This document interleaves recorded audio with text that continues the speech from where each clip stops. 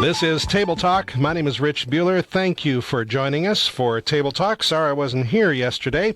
I have been battling a bug of some kind, but we're back with you in body and mind and spirit.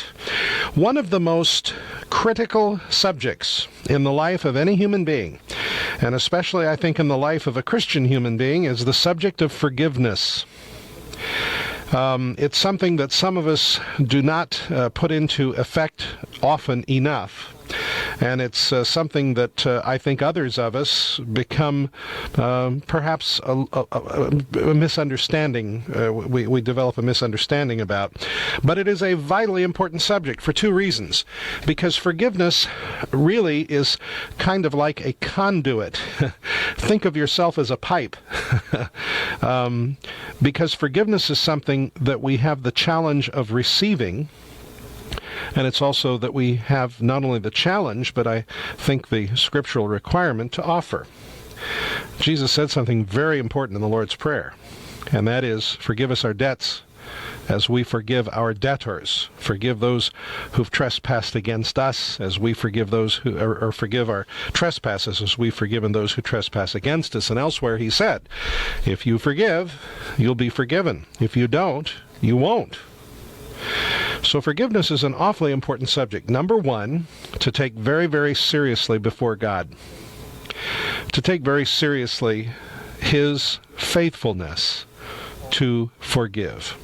Forgiveness means it's all over, it's in the past, it's forgotten. Kaput, finished. I know it's harder for us to forgive ourselves than it is to receive forgiveness from God sometimes.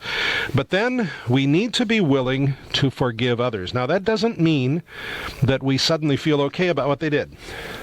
If you're saying to yourself, well, that guy did a dirty, rotten thing to me, forgiveness does not mean that you have suddenly changed your mind about the dirty, rotten thing that the person did. And forgiveness does not mean that you necessarily allow them to do it again. See, I think people get forgiveness and pardon mixed up. Forgiveness means that you have, as an act of your will and as a follower of Jesus, decided not to take personal revenge. You've decided not to exact your pound of flesh personally. You've decided not to wage a campaign to personally torment that person's life, even if it's in very silent ways. That's unforgiveness. Forgiveness does not mean that you don't allow them to be held accountable. Forgiveness does not even mean that you don't hold them accountable to yourself. It's perfectly reasonable if somebody broke into my home and stole everything I have for me to go to them and to say, as a Christian, I hold no grudge against you. I do not hate you. I will not try to make life as miserable as I can for you, but it's okay for you to pay me back for it. And it's okay for you to be held accountable to the law for it. Forgiveness is a very, very important thing. Now, not everybody asks us to forgive.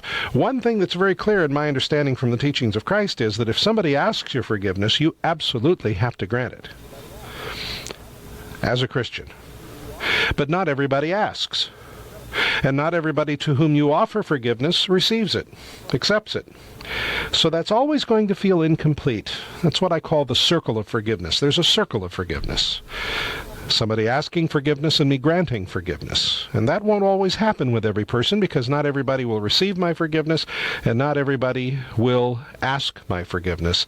And so there'll be a sense in which that always feels somewhat incomplete. But, Jesus...